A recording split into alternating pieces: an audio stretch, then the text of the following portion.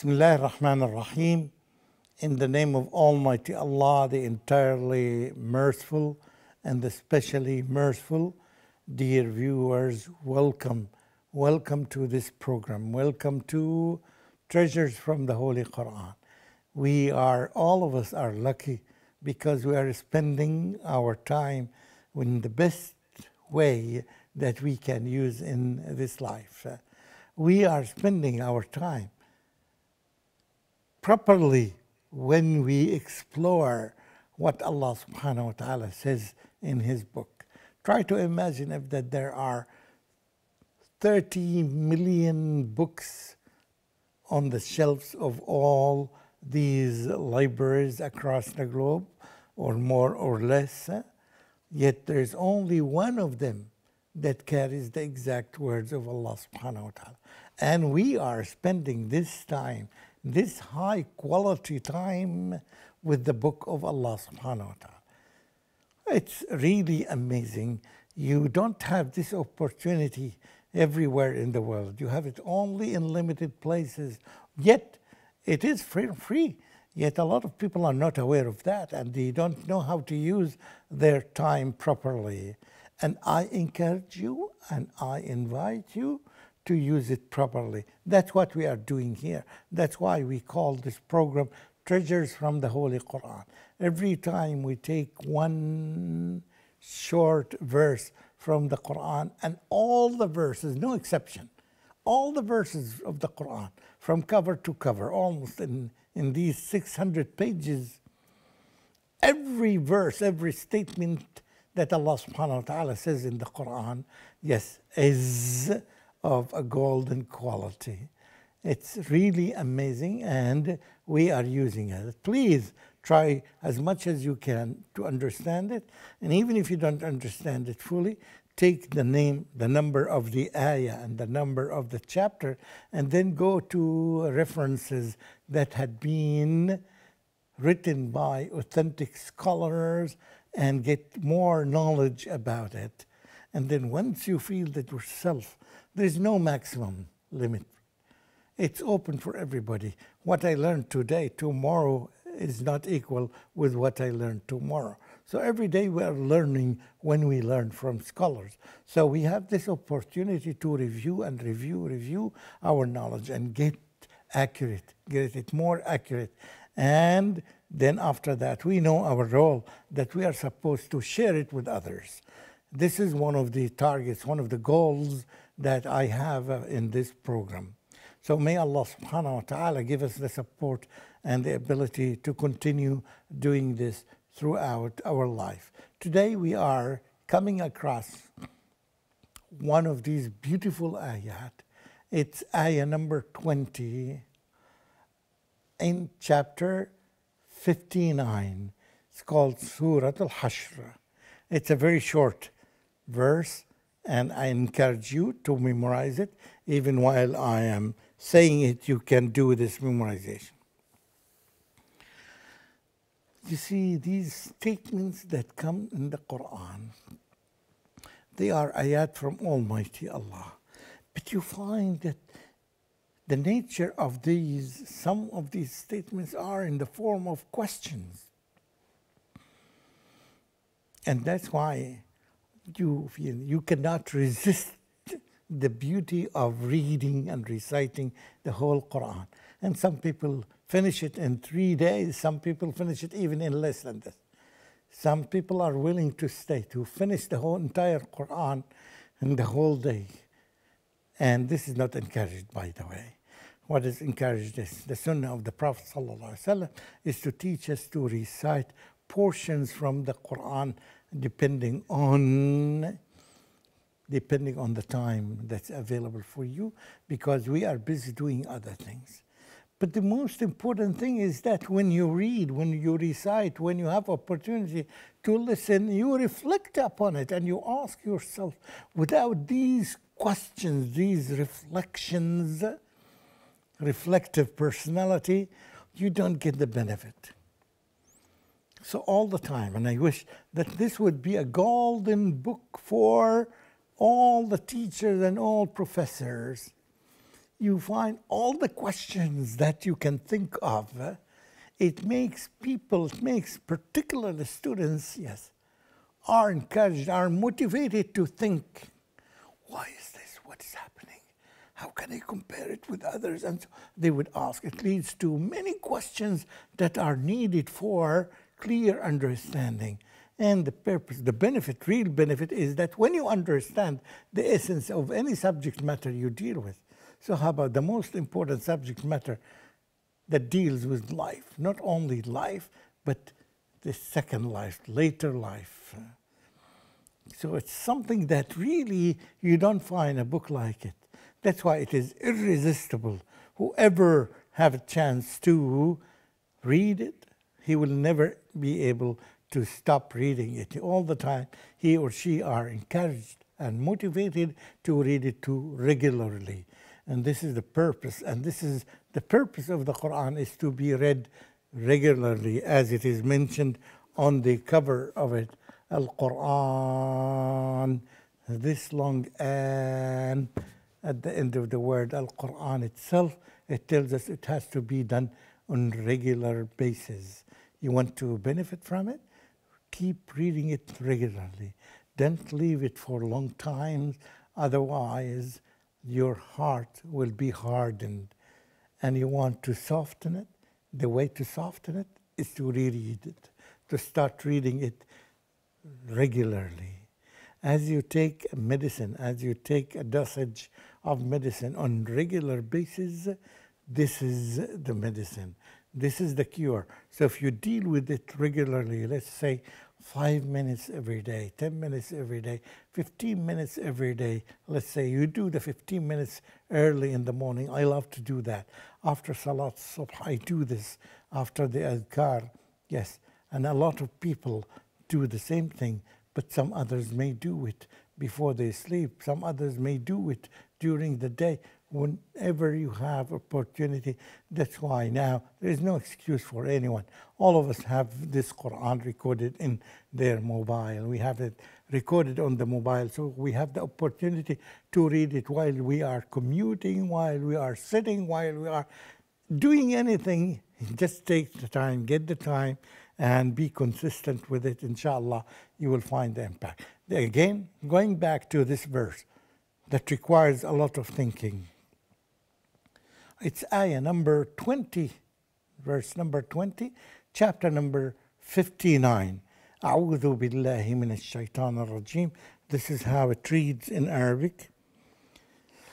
لا يستوي أصحاب النار وأصحاب الجنة أصحاب الجنة هم الفائزون. It's a statement that tells you a lot. Allah subhanahu wa ta'ala saying that they are not equal. They are not equal. The translation of this is, not equal are the dwellers of fire and the dwellers of paradise. There are two categories, two groups. They are not equal. Are they? It is the dwellers of paradise are or will be the most successful. This is a question that comes to us throughout all of it. Who are the most successful people in the world? Are they the ones who are the dwellers of paradise, or the dwellers of fire, the dwellers of hellfire? Ask yourself these questions. Are they equal? Everybody say that, would say, definitely say that. No, they are not. You will cry with the answer. Say no. Yes, they are not equal. The dwellers of paradise are the most successful.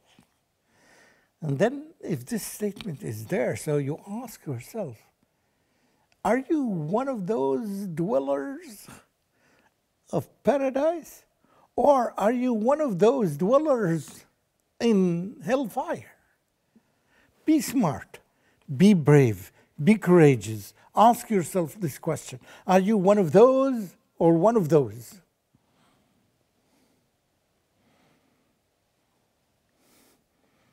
And I wish that this would be a question for everyone. It can be a question for teachers, question for students, question for parents, question for every human being. Even if you are a president, ask yourself, will you be a dweller of paradise or will you be a dweller in hellfire? And give us the answer. Tell us, what do you feel? Do you feel that you belong to this category or the other categories? And what are you supposed to do throughout all your life? What can you do today to change your status if you know that you are a dweller of fire? Can you change this? Yes, as long as you are still alive, you can change the situation. You know that this is the end of this life, and this is the beginning of the other eternal life. If you know that you are going definitely destined to be there, what are the things that you are supposed to do now while you are living to move yourself from this category to be among the other category? Is it doable? Yes. This program and all the verses of the Quran all the time gives you the hope that you can move from here to here. So what are you waiting for? What are the steps that I should do to move myself from here to be here? And also, if you know some people that they are doing bad practices that may lead them to be there, are you willing to help them to move from there to be here on this category? What a topic. A very important topic, very important. It should be the topic of discussion in everywhere, every place, every situation, every institution, every gathering. This is the topic, instead of those nonsense topics that we hear and observe every day. They are a lot of distraction. And these distractions keep us away from the right track. This is not the purpose. استقم كما أمرت. Allah subhanahu wa ta'ala told Prophet Muhammad sallallahu alaihi wasallam, be on the straight path as you had been commanded. All the time, be on the right track. Be on the right track. Be on the right track in everything that you do. You say, am I on the right track? Or did I lose track? How should I go back to the track? How can I guarantee that all my actions would help me be among those people, among this category, the dwellers of paradise? It's something really that should keep us busy. And all the time ask yourself, are you Ashabul Jannah or Ashabul Nar? Do you think that Allah subhanahu wa ta'ala sent this down to us just to read it without reflecting upon it, without understanding it, without knowing what to do, the implications of every ayah? This ayah was mentioned definitely for this purpose. If you think that you belong to this category, alhamdulillah, thank Allah subhanahu wa ta'ala. Thank Him and thank Him and thank Him. And at the same time, ask Him to give you support to continue doing this, what you have been doing good throughout all your lifetime. And remember that you need this support from Allah subhanahu wa ta'ala. You don't need it from people. You need it only from Allah subhanahu wa ta'ala. And if you find yourself at any time that your actions would put you there with the other category, be very careful and very careful. Be very cautious. How are you going to go back and to leave that bad track and go to the right track? It is an everyday question. I would say that every 5-minute question, what I'm doing would take me here or would take me there. At the end of the day, when I make the calculations, very accurate calculations, I can say that, okay, 75% of my action today bring me here to this group. Is this enough? Or you still need to be 100% with this group? Yes, we need to be sure 100% that we are 100% with this group. We are with Ashabul Jannah, not with Ashabul Nar. Because Ashabul Jannati, as the verse says, that are the most successful ones. Ashabul Jannati humul faizun. Ashabul Jannati humul faizun. The dwellers of Jannah are the real successful people in this world. So be with them. It is your opportunity. Before I die, before you die, and you will die, and I will die, and she will die, and everybody will die, no matter who you are. So don't be distracted by the ornament and by these beautiful things that you see, but they take you away from the main track that leads you to be from Ashabul Jannah. Amazing ayah. It is a real treasure. How many people in the world consider it as a treasure? I think every human being who has just little wisdom would be able to decide that it is a very valuable ayah. It is a very valuable verse. And everybody is willing to buy it at a very high expense. But now we are selling it for free. We want you to. But the most important thing is that when you had the change, and nobody can control, not even your parents, not even your teachers, not even your community, not even the entire world, because it is something in your heart.